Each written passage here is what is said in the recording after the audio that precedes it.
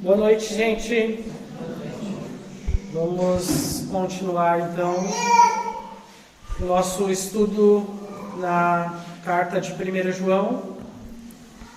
O título da mensagem de hoje é Permanecendo em Cristo. Vamos ler então os versículos 24 até o 29 e a gente vai finalizar esse capítulo 2. Vamos ler juntos então? 1 João, capítulo 2, versículos 24 até 29.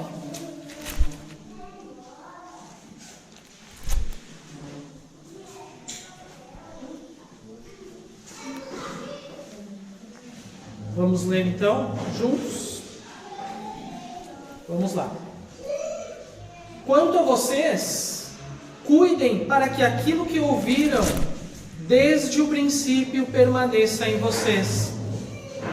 Se o que ouviram desde o princípio permanecer em vocês, vocês também permanecerão no Filho e no Pai.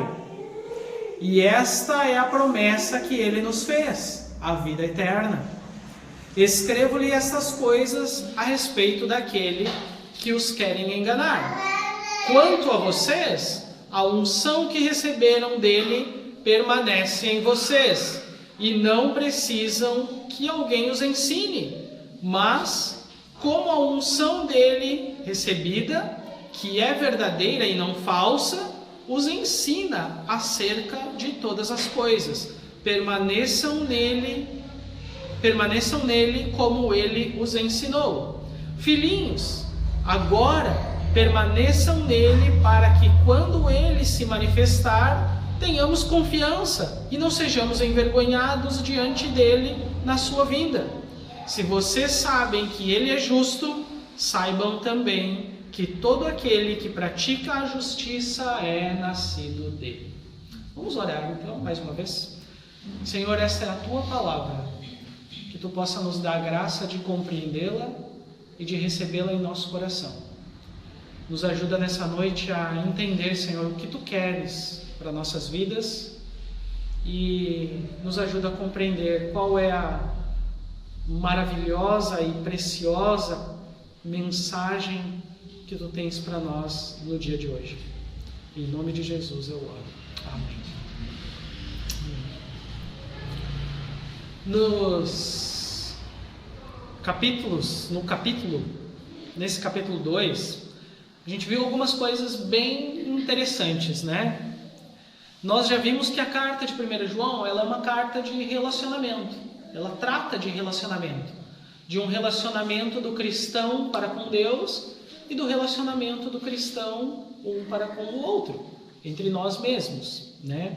E nós vimos que em alguns dos estudos anteriores, nós falamos algumas coisas sobre um ataque que nós sofremos, ou esse ataque que tenta impedir que nós venhamos a crescer e nos fortalecermos no Senhor, né? Esse ataque que vem tanto do mundo quanto de Satanás sobre as nossas vidas, ele tenta impedir que o nosso relacionamento ele seja cada vez mais ampliado e venha a crescer em intimidade com Deus e com nós mesmos, né?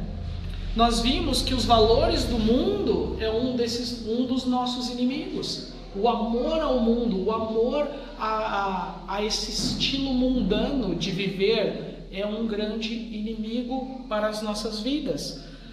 Nossa natureza pecaminosa é também outro inimigo, porque não basta que as coisas do mundo estejam ali sendo oferecidas para nós, mas ela também é atraente para nós. Elas não são coisas ruins normalmente, né? Satanás, ele está também nesse rol de inimigos nossos, né? Ele é aquela pessoa que está ali espreitando a ovelha, esperando um momento em que ela se afasta um pouco do rebanho, e aí, como um predador, ele vai e se joga sobre ela, tirando ela do convívio dos irmãos. E essa é a mensagem de hoje. de permanecermos em Cristo. É sobre permanecermos em Cristo. E permanecermos em Cristo mesmo diante das dificuldades, das adversidades. Permanecer em Cristo mesmo diante das lutas. Permanecer em Cristo mesmo diante das frustrações e decepções que virão sobre nós. Permanecer em Cristo mesmo diante de ventos contrários que virão sobre a vida do crente, que virão sobre as nossas vidas especificamente. Se num momento nós estamos vivendo calmaria, saiba que a qualquer momento pode vir ventos contrários sobre a sua vida. Permanecer em Cristo, mesmo quando nós pecamos e tropeçamos e achamos que não merecemos mais viver ou permanecer no convívio dos irmãos e da igreja e de Cristo. Mesmo assim nós devemos permanecer em Cristo. Mesmo que a nossa mente nos acuse, dizendo: você é um pecador, você não merece. Como você vem diante de Deus se você fez tal e tal coisa? E você mesmo assim chega diante de Deus e diz: minha mente, Senhor, está me acusando, e eu venho a Ti porque a Tua palavra me permite me achegar a Ti, porque não depende de mim, mas da cruz no Calvário. E é por isso que eu me achego diante do Senhor, e é por isso que eu permaneço na comunhão dos irmãos e em Cristo. Nós fomos chamados para permanecer em Cristo. E João, depois de ter alertado os irmãos acerca do anticristo e do mundo, ele diz o seguinte no versículo 24. Olhem comigo. Ele diz: quanto a vocês, cuidem para que aquilo que ouviram desde o princípio permaneça em vocês. E se o que ouviram desde o princípio permanecer em vocês, vocês também permanecerão no Pai e no Filho. Esse é o alerta que João está fazendo para os irmãos aqui. E a primeira coisa que ele fala é: quanto a vocês. Quanto a vocês. E é interessante porque um versículo antes diz assim: todo o que nega o Filho também não tem o Pai. Quem confessa publicamente o Filho tem também o Pai. E aí João inicia o versículo seguinte dizendo: e quanto a vocês? E a pergunta que nós devemos fazer aqui é: quanto a vocês, quem? A quem ele está se referindo nesse versículo aqui? João, ele está se referindo a os salvos, a todos os irmãos que pertencem à igreja do Senhor, a todos vocês que foram salvos pela obra da cruz, a todos vocês que foram salvos mediante a morte e ressurreição de Jesus Cristo. Quanto a vocês, cuidem para que aquilo que vocês ouviram desde o princípio permaneça em vocês. O que isso significa? Isso significa que o nosso trabalho, o nosso trabalho é estar em alerta. João está dizendo: o trabalho de vocês é estar ligados, é estar alerta, atentos, para que aquilo que foi ensinado a vocês desde o princípio, isso permaneça em vocês, isso permaneça em nós, para que nós não pequemos e não deixemos aquilo que foi colocado sobre nós desde o princípio. Mas o que foi que ouvimos então desde o princípio? O que será que ele está querendo dizer com isso? O que é que nós ouvimos desde o princípio que deve permanecer conosco? Isso não é a respeito da nossa conversão. Não é disso que João está falando. Né? Por quê? Até mesmo por quê? Porque algumas coisas que nós aprendemos no início da nossa conversão, nós já até deixamos essas coisas. Alguns ensinamentos errados, eu não sei vocês, mas eu converti em uma igreja que me ensinou algumas coisas que não condiziam exatamente com o que a palavra diz. Então eu não devo permanecer nessas coisas, eu devo permanecer no que a Bíblia ensina e nos ensinamentos corretos da palavra de Deus. Nisso eu devo permanecer, né? João, ele não está falando do Evangelho de Cristo misturado com algumas outras doutrinas. Ele não está falando de leite misturado com água. Ele está falando de algo puro, de algo que foi implantado então desde o início. Permaneçam nessas coisas. Mas em que coisas são essas então? João está falando do Evangelho puro da graça de Deus. Do Evangelho puro da graça de Deus. João quer que nós permaneçamos nesse Evangelho puro da graça de Deus que foi pregado desde o princípio. É isso que João quer que os ouvintes dele percebam e fiquem firmes nisso. Nós não fomos salvos, por exemplo, mediante uma oração, por mais que nós tenhamos feito uma oração de arrependimento. Essa oração não foi o que nos salvou. Nós não fomos salvos por causa de um batismo, por mais que nós tenhamos sido batizados em nome do Pai, do Filho e do Espírito Santo. Não foi o batismo que nos salvou. Nós não fomos salvos porque alguém pregou o Evangelho para nós e nos trouxe para o meio da igreja, nos trouxe para a comunhão dos irmãos e ali nós nos arrependemos. Não foi por isso que nós fomos salvos. Nós fomos salvos pela graça de Deus e isso não vem de nós, é um dom de Deus. Efésios 2, capítulo 8. É exatamente nisso que João quer que nós permaneçamos. Então, nós temos que vigiar, nós temos que estar alerta, nós temos que vigiar para que o que nós aprendemos desde o princípio permaneça em nós. E por que João está falando isso? Mas por que ele está falando essas coisas? Por que nós devemos então zelar pela fé pura e verdadeira? Por que será? João está falando isso para que nós não venhamos a perder essa pureza do Evangelho. Por mais que nós queiramos ser uma igreja com muitas pessoas, com som e com outras coisas bem legais que podem ser acrescentadas, né? Por mais que vocês queiram, sei lá, um pastor que venha aqui, que cuide de vocês, que ensine vocês, vocês não devem abrir mão de uma coisa: permanecer no Evangelho da graça, puro Evangelho da graça de Deus. Porque é muito fácil que alguém venha e comece aos pouquinhos, acrescentar água no leite, acrescentar doutrinas de homens na verdadeira doutrina de Deus. É fácil, é muito fácil, né?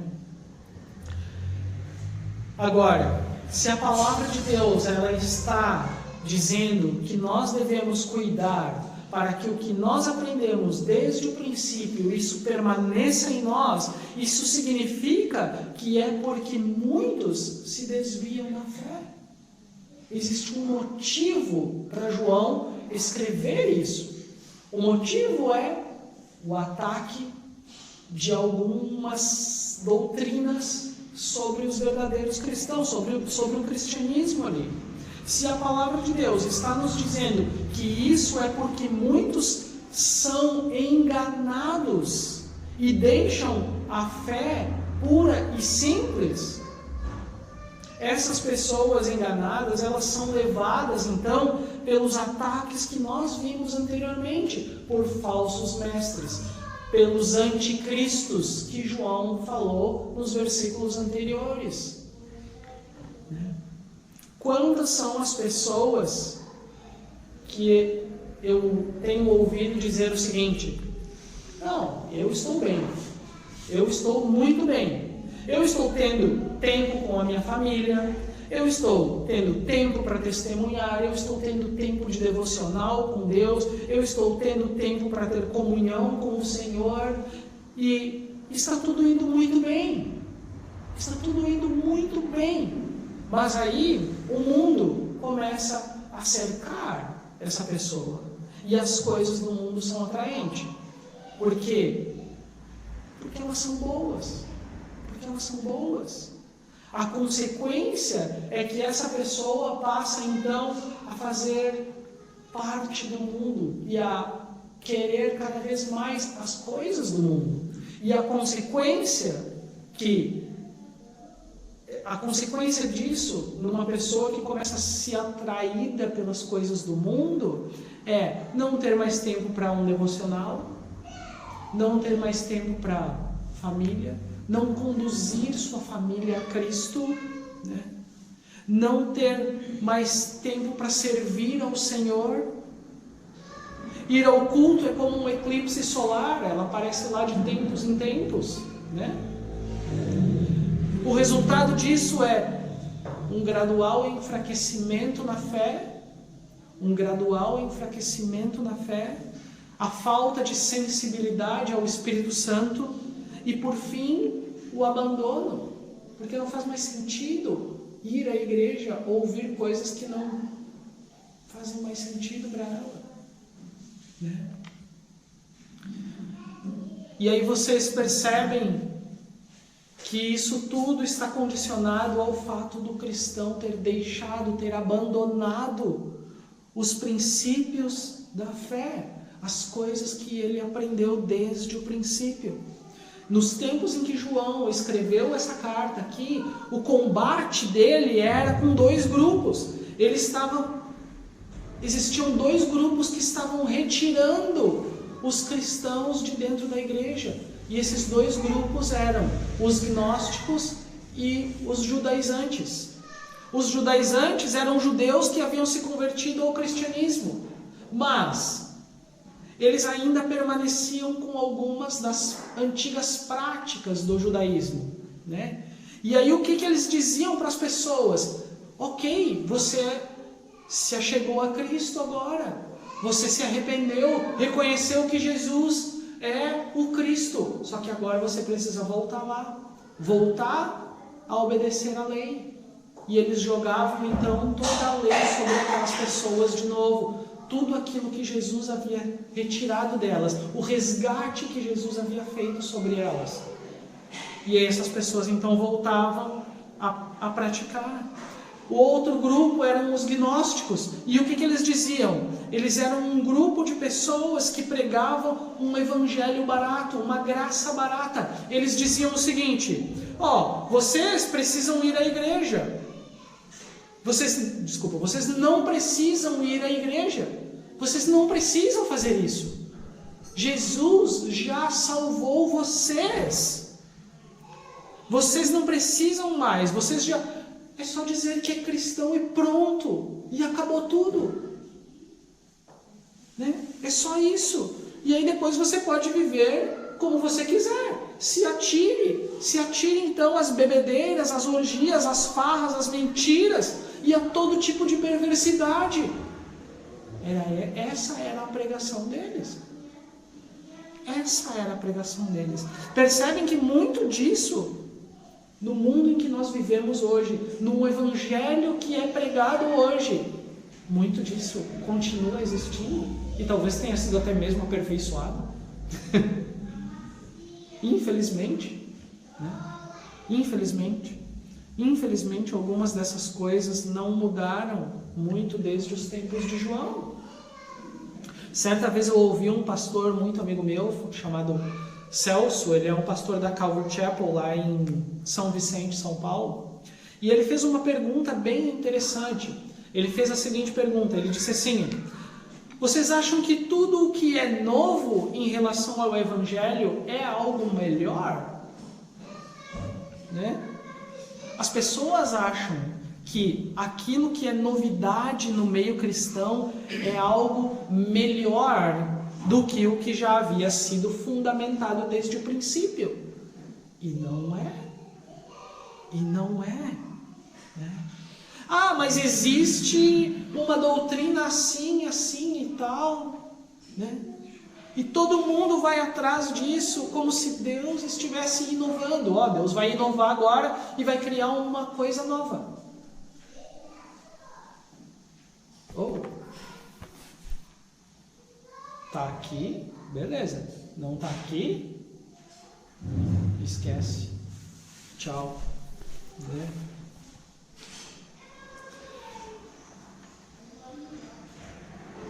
Mas se nós permanecermos no Evangelho da graça de Deus, nós teremos conosco o Filho e também o Pai. Nós teremos conosco o Filho e também o Pai. É isso que João está nos dizendo. Agora olhem para o versículo seguinte, o versículo 25, porque ele diz assim: e esta é a promessa que ele nos fez, a vida eterna.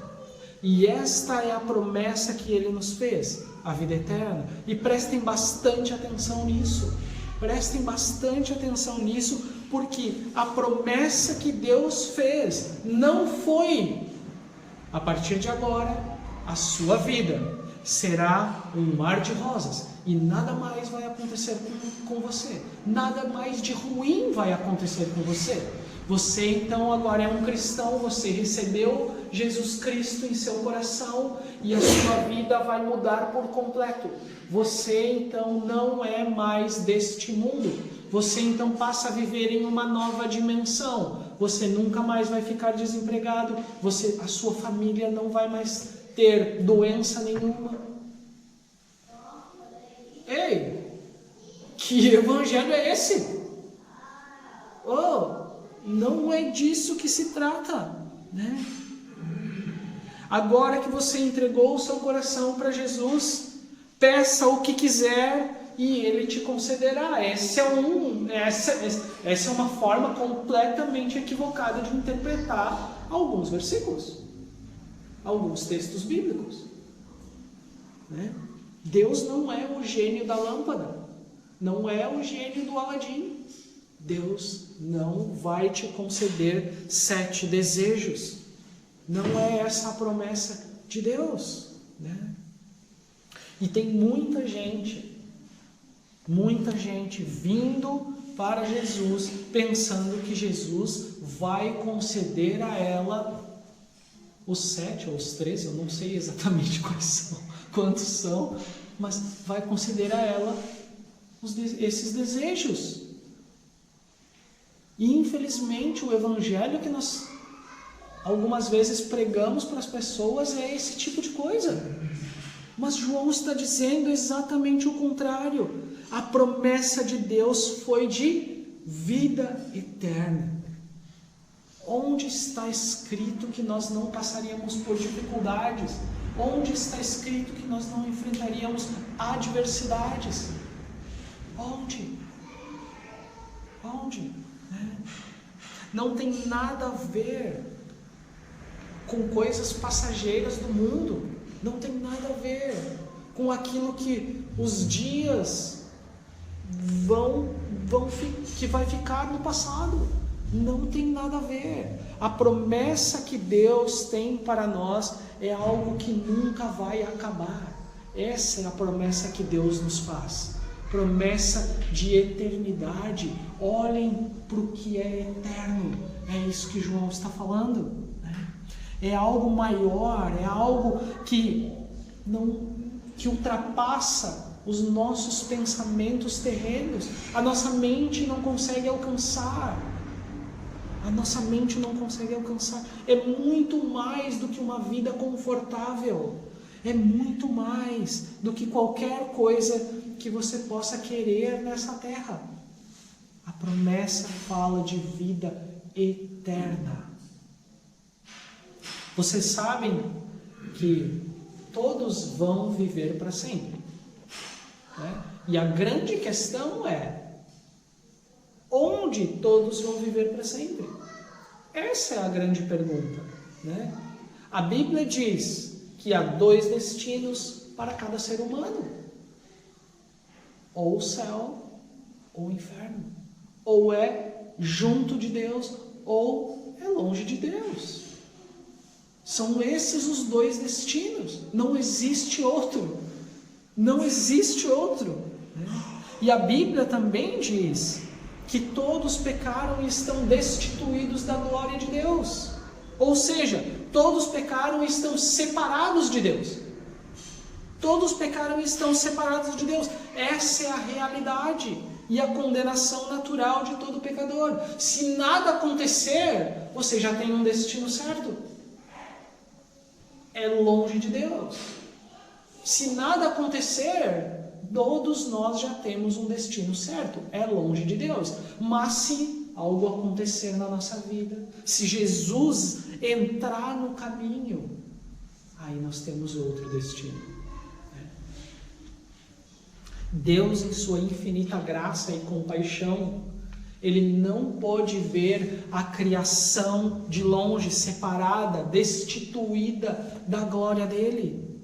Deus então envia o seu Filho, o seu único Filho, Jesus Cristo, para morrer na cruz e levar sobre si o pecado de toda a humanidade. De toda a humanidade.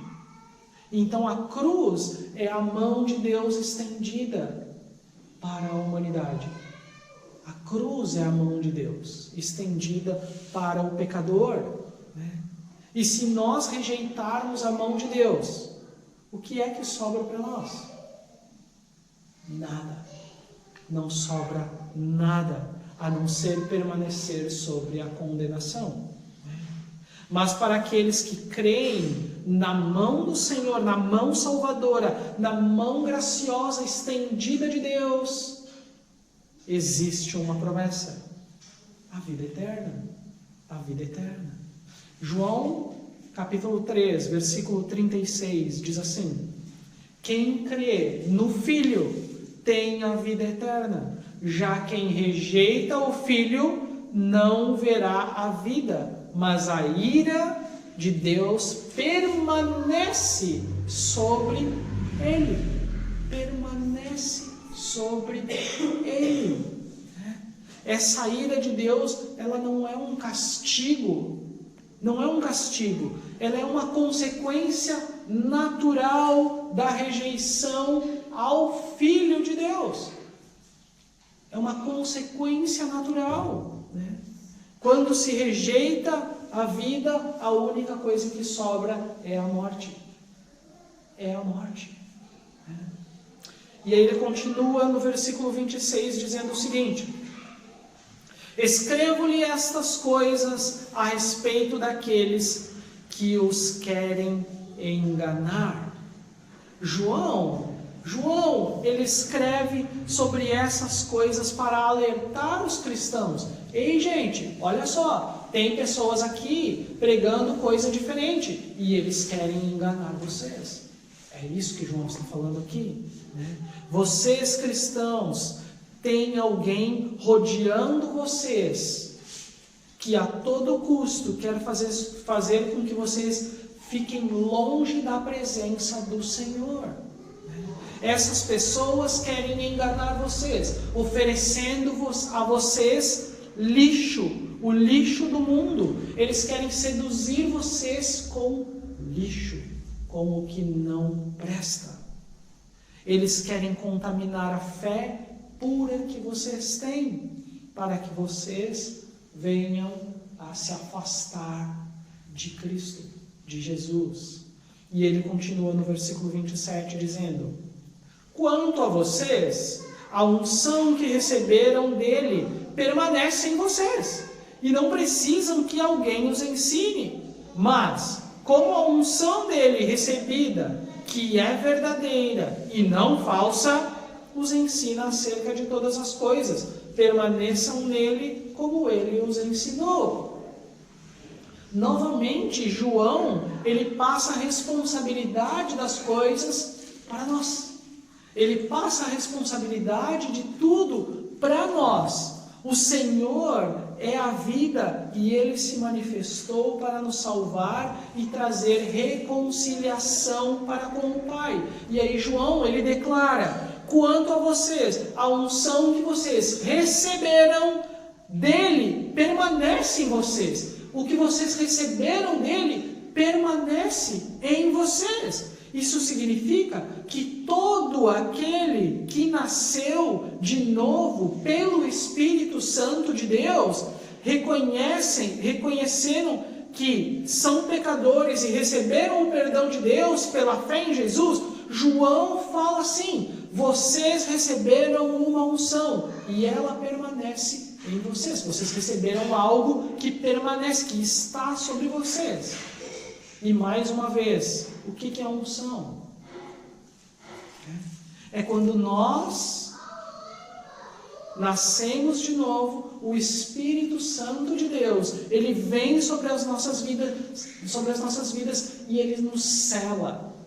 Ele nos cela, é como se ele tivesse colocado um carimbo sobre as nossas vidas. Pertence a mim. Paulo, você é meu. Pum! E aí você está carimbado, você está ungido, você está separado. Você está separado dos demais. Você não tem aquele destino longe de Deus. Você é meu. Você recebeu a vida eterna. Você é meu. É como se Deus te colocasse para trás dele. Jesus te colocasse para trás dele. Aqui, ó, ele é meu. Sabe quando você vai escolher alguém no futebol, né? Você sabe, né? Eu escolho ele para cá, você para lá. É mais ou menos assim, a gente vai jogar no time de Jesus, né? É como se fosse isso, né? Então, isso foi para o que os cristãos daquela época, para os cristãos daquela época, no sentido de saberem exatamente qual era a posição deles em Cristo, pertencentes a Cristo. Eles sabiam, né? Porque agora, sabendo disso, os enganadores, como eles ficariam? Os enganadores dessa época, eles diziam assim: ok, beleza, né? Beleza, vocês nasceram de novo, ok, mas agora vocês precisam ficar debaixo da lei, vocês precisam obedecer algumas outras regrinhas aqui, ó. Não basta só crer em Cristo, precisa então fazer algumas coisas, obedecer algumas regras aqui, ou do contrário vocês não vão ser salvos. Esses eram os judaizantes dizendo, né? Os outros, os gnósticos, eles diziam assim, ó: nós somos ungidos, nós fomos ungidos e nos foi revelado que Jesus era Espírito, portanto você é salvo pelo Espírito. Dessa forma, não importa mais o pecado que você comete no corpo, o que importa é que o seu espírito vai ser salvo. Então você pode continuar vivendo da forma que você quiser, porque você peca no corpo e não no espírito. Era esse o pensamento deles. Era exatamente esse o pensamento dessas pessoas. Pode continuar com todas as práticas imundas que você quiser. Pode continuar assim. Mas João dizia assim, ó: não, gente, vocês são ungidos, vocês foram separados. A unção que vocês receberam de Deus, ela permanece em vocês, habitando em vocês, morando dentro de vocês. Eu tenho essa unção, vocês têm essa unção, e isso é legal demais. Isso é muito legal. E aí ele diz assim no versículo: quanto a vocês, a unção que receberam dele permanece em vocês, e não precisam que alguém os ensine. Mas como a unção dele recebida, que é verdadeira e não falsa, os ensina acerca de todas as coisas, permaneçam nele como ele os ensinou. Então, João está dizendo que, já que eu tenho então essa unção, eu não preciso que ninguém me ensine. Eu não preciso mais ir à igreja ou ao estudo bíblico. Não! Não é isso que ele está falando. Não é disso. Não é disso que ele está falando. Você não precisa mais dessas pessoas que se dizem ungidas por Deus, que se dizem melhores do que você, que se dizem mais espirituais do que você, que tem a solução para a sua vida espiritual. Vocês não precisam mais dessas pessoas. Vocês não precisam mais dessas pessoas. Vocês não precisam mais que essas pessoas os ensinem. Vocês não precisam. Vocês não precisam seguir A ou B. Vocês têm a unção que habita em vocês. Vocês conseguem reconhecer pelo Espírito quem diz a verdade e quem diz a mentira. Vocês conseguem fazer isso. Vocês não precisam dar ouvidos a agnóstico algum ou a judaizante algum. Vocês não precisam ouvir essas pessoas. Vocês não precisam perguntar a ninguém qual é a vontade de Deus para a sua vida. Porque a unção de Deus, que Deus derramou sobre cada um de vocês e habita em cada um de vocês, vocês mesmos são capazes de fazer essa pergunta para Deus. Deus, qual é o motivo da minha vida aqui? Por que o Senhor me chamou? Por que eu estou nessa igreja? Deus, por que o Senhor nos trouxe até aqui? Por que o Senhor tem nos sustentado aqui, nessa igreja? O que o Senhor quer de nós? Vocês podem fazer essa pergunta para Deus. Vocês podem fazer. Vocês não precisam perguntar para um outro pastor. Vocês não precisam fazer essa pergunta para qualquer outra pessoa. Vocês podem ir direto a Deus, porque essa unção que foi derramada sobre vocês desde o princípio permanece sobre vocês. E como Deus, Ele ama quando os seus filhos eles se posicionam realmente como filhos de Deus. E os filhos perguntam para o Pai: Pai, qual é a sua vontade para a minha vida? Deus ama quando seus filhos tomam essa posição, têm essa postura de filhos, né? Não abram mão disso, gente. Não abram mão disso. Né? João diz ainda outra coisa, ele diz: permaneçam nele como ele os ensinou. E como nós fazemos isso? Como nós permanecemos nele? João 15, a videira, talvez um dos textos mais ensinados nas igrejas, seja esse. João 15, eu vou ler do 1 ao 4 para nós. Diz assim: eu sou a videira verdadeira, meu pai é o agricultor. Todo ramo que estando em mim não dá fruto, ele corta. E todo que dá fruto, ele poda, para que dê mais fruto ainda. Vocês já estão limpos pela palavra que eu lhes tenho falado. Permaneçam em mim e eu permanecerei em vocês. Nenhum ramo que dá fruto por si mesmo, nenhum ramo pode dar fruto por si mesmo, se não permanecer na videira. Vocês também não podem dar fruto, se não permanecer em mim. Essas foram as palavras de Jesus para os seus discípulos. Permaneçam em Jesus. Este é o nosso caminho. Né? Jesus disse que aquele que não dá fruto é cortado. E eu creio nisso. Eu creio. Né? Eu também acredito que ninguém perde a salvação. Eu acredito que a pessoa deixa a salvação. Ela opta por deixar Jesus, não quer. Eu tenho um exemplo na minha família, né, de um quase irmão meu, ele é filho do meu padrasto, né, que ele foi comigo na igreja, ele tinha muitos problemas com droga, e ele começou a ir, e eu olhei assim e disse, o cara converteu mesmo? Né? Só que ele chegou um momento em que ele disse com todas as palavras para mim, ele falou assim, não, eu acordei, eu percebi que eu não ia mais para as festas, eu percebi que eu não ia mais para os lugares, eu não saía mais com a mulherada, e aí eu acordei, e daí eu disse, não, eu tô ficando louco, eu vou sair desse negócio aqui. E saiu. E a vida dele hoje é uma tragédia. É uma tragédia, mas ele disse, não quero. Não quero.